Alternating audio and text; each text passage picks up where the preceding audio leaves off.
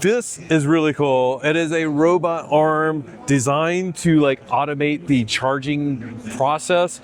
We're here at the Autel booth. This is sort of like an experimental thing, but we're actually going to take a look at some of the Autel products here at CES. I'm Patrick, half of the electric duo, lives behind the camera. Let's go.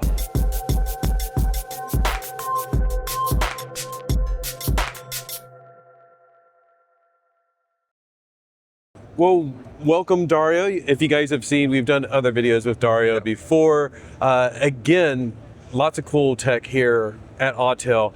I like this. It's the smallest thing on the wall here, but it's one of the coolest. It definitely stands out. So this is our new offering global offering for residential charging.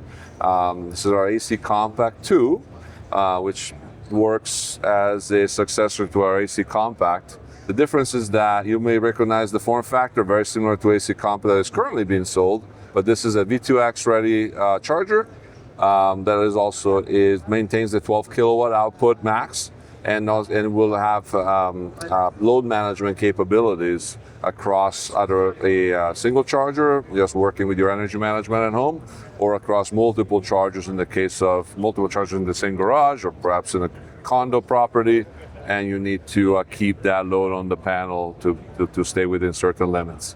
So that's cool. So even if I just have one of these and like I'm almost maxed out on my panel, it can watch. So like my air conditioner turns on, it'll scale back power here so I don't exceed my limits. Correct. Like typically you would see that physical step up and step down in home chargers. This will work from a software standpoint and most likely in parallel with your energy management solution at home. Yeah.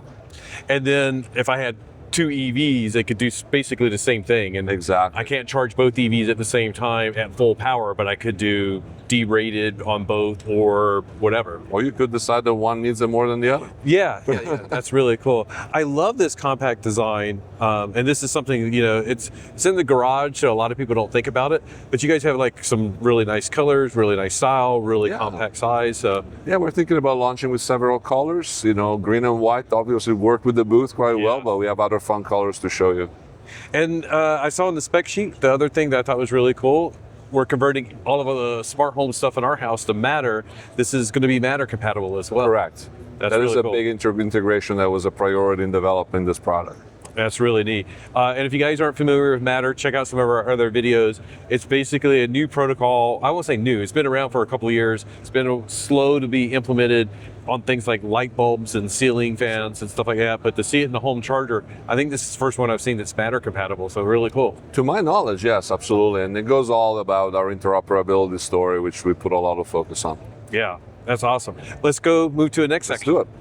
Now this almost looks familiar because we've seen a lot of the Autel chargers over the years, but this is actually a little bit special. You want to talk about what's special about this? Yeah, absolutely. So this is our AC single. This is our entry-level commercial AC unit. So it's a 50 amp, 12 kilowatt, just like what you saw in the residential unit. However, the novelty to this is that we recently announced an integration with NIAX. So you may be familiar with NIAX for other payment terminals that they have in the market, anywhere from vending machines to parking garages and whatnot. And the special thing about it is that normally you would have to have a payment terminal put as a standalone on a post right next to a bank of dischargers. Now for this one, from a factory standpoint, we already ship with a NIAX payment terminal embedded in the unit, so that all you have to do is activate it, and there's no retrofitting needed. And at the end of the day, it makes that first charge, if you've never charged a discharger, that first experience is going to be very seamless, because you can activate the first charge with your credit card or through your phone, just tapping your phone. That's really neat. And it's just nice and very integrated. Like it just looks like it's the perfect design for this. For all intents and purposes, this is the same AC single you're used to. As a matter of fact, this is pretty much what it looks like inside. It's just a little yellow card that sits neatly into the enclosure, and it just makes that entry point into charging with this station so much easier. Yeah, that's really cool. And I think, again, it's sort of like anything, whether it's residential or even commercial applications, making the design simpler, more compact, just makes it sort of easier for people to deal with and manage. And we've seen all those big card readers out there from Nyack. So I like this a lot better, and just nice little clean design. So very cool. Yeah, keep an eye out for the little, telltale little icon, and happy charging with this one. Okay, I'm going to be a little cheesy. I'm not the one actually handing him the award, but I'm going to hand him this award. Thank you, sir. You guys got a Best of CES award for this setup here. We did. So this is our new DC50. Let me give this back to you real quick. We'll set it down here. So if you're familiar with our DC Compact, you have seen that. You may have seen that on pedestals. You may have seen that on wheels. I'll be able to cart that around and connect it with a pin and sleeve connector. So this is like the latest and greatest in compact DC charging from Autel.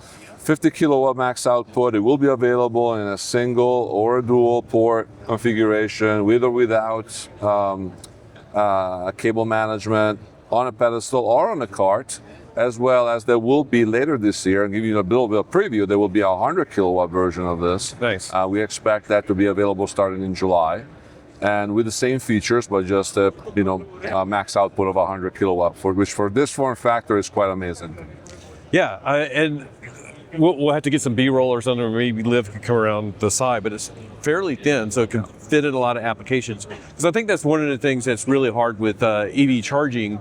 You might want to put it in front of your store or your restaurant. That's right. But if it's this big unit and you still have to have ADA accessibility for the sidewalk behind it, you run out of space quickly. This seems like it's perfect for that. Absolutely. I mean, in the past, we have seen units that were maybe 25 kilowatt, and they were wall boxes just about as big as these. It's that thick. So the power density factor is definitely a thing for here. What else can we say about this unit? Yes, it's available today for quoting, and we'll be shipping in July. Yeah, and I guess we could say about this or any of the chargers you guys have on display, J1772 NACS. or NACS, J3400 NACS. Yeah, all the different ones that we want to say. So so very cool. Let's move up to some other cool stuff that I think everybody's going to really like. Sounds good.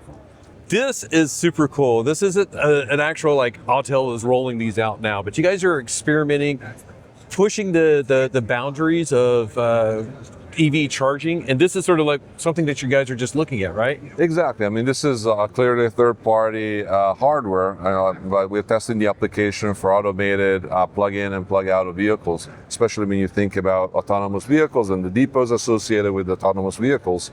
Somebody's going to have to plug these machines in, these cars in after they return to the depot.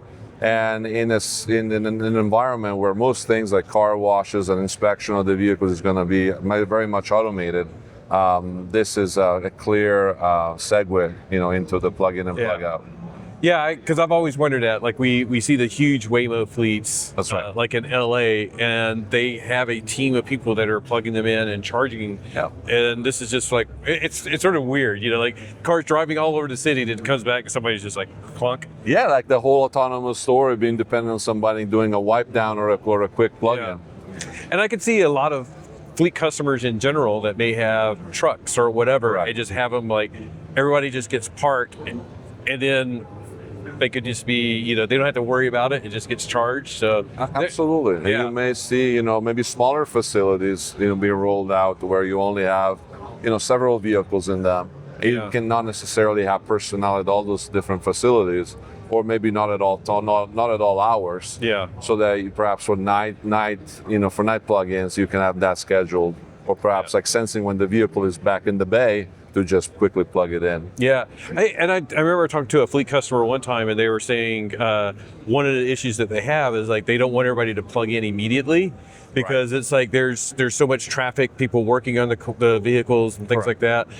They want it to be like, okay, shop's empty, now let's plug everything in. Absolutely. That could be in a sense of mixed-use environments, to where you have perhaps employees plugging in during the day. They can do it manually, no problem. Yeah. And then you have perhaps the autonomous fleet coming in at night. And it may not be that comfortable to have somebody there, during those odd hours to do the actual plug-in. And again, this is not like you guys are like, we're going to come out with this in Q3. It's sort of like, where does this look? What does this look like? Where can we go with the making EV charging better, fleet-wise, and for the end user? Because I could see like retirement communities. Absolutely. You know, There is an accessibility story to this as well. Yeah. Absolutely. And I think that overall, we always want to stay in front of these requirements, kind of meeting the customers where they are. Obviously, we cannot anticipate when somebody will ask us for this functionality to be rolled out, but we definitely want to be ready for that moment. And then there's the whole issue of communicating with the car, like, hey, open your charge port. I'm getting ready to plug in. Exactly. So, yeah, it's complicated, and I love that you guys are experimenting and looking at different things. So Yeah, very that's cool. what it's all about. Now let's finish with the big boy. Now, if we didn't cover this one, people would be like, what, they only have 50 kilowatt, 100 kilowatt. This is a 480 kilowatt charger. We've seen it on the channel before, but let's just talk about what makes this so cool. And as we talked about, we have the NACS J3400 and CCS. So flexibility, first of all. Yeah, again, we're back to meeting customers where they are, and that includes also the configurations of the chargers. So whether it's about cable management, whether it can be the spring coil, or it can be overhead cable management, whether it's about the connectors with the CCS and the J3400 standards, inclusion of payment terminals or lack thereof, as well as all the way to the branding of the station is something that we are offering standard, and it's we're actually rolling out the DH480 now in several locations across North America. So you may start seeing this pop up in the field. And it's up to 480 kilowatts. So what's the minimum that this one can be? Is it 120 or? It's 240. 240. So we have a different blend of chargers that goes up to that 240 threshold, and then the DH480 or DH240 pick up from there and take us all the way to 480. We have a model in Europe that goes up to 600. So there will be power modules for this ones are 40 kilowatt each. The power modules for the 600 kilowatt version is 50 kilowatt each. And simultaneous charging? Correct. So you can charge two vehicles at the same time. They will share the 480 kilowatt hours they see fit, how the station sees fit, depending on state of charge, and depending on priority. That's all software configurable. So it could very well give one car 300 and the other car 180, right? Exactly. Okay. So not everybody's going to be able to pull even the 240. Yeah, and I mean, I know the first time we had a lot of the simultaneous charging, it was as soon as somebody plugged in, it's down 240.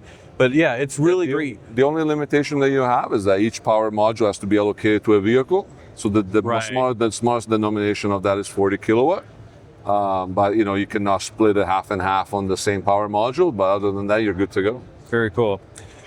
Well, like I said, we've seen these before on the channel. Yep. We had to cover this, but again, you guys are at CES. I love seeing some of the innovation, even down to the level 2 stuff that is a lot of people don't consider sexy, but it's your guys' stuff looks really good. I love the Matter infiltration here, and it's really cool. So of course we like the robot arm, but we'll see if that ever actually sees the light of day.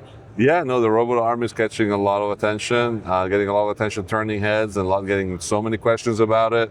Bottom line is that while EV charging may no longer be experimental in nature, we are definitely still testing out where the boundaries are. Yeah, that's a great way of looking at it. It's and I mean, I guess that's how a lot of industries go. It's sort of you experiment just to get the base functionality. Yeah. Once you have the base functionality, you guys are locked in solid.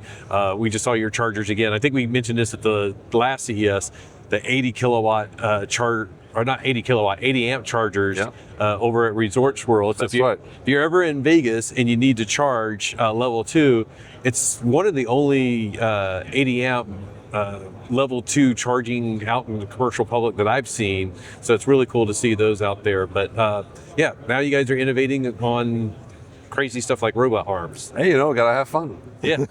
Awesome. Thanks. Thank you. It's always fun visiting with Autel. They always have one or two little tricks up their sleeve.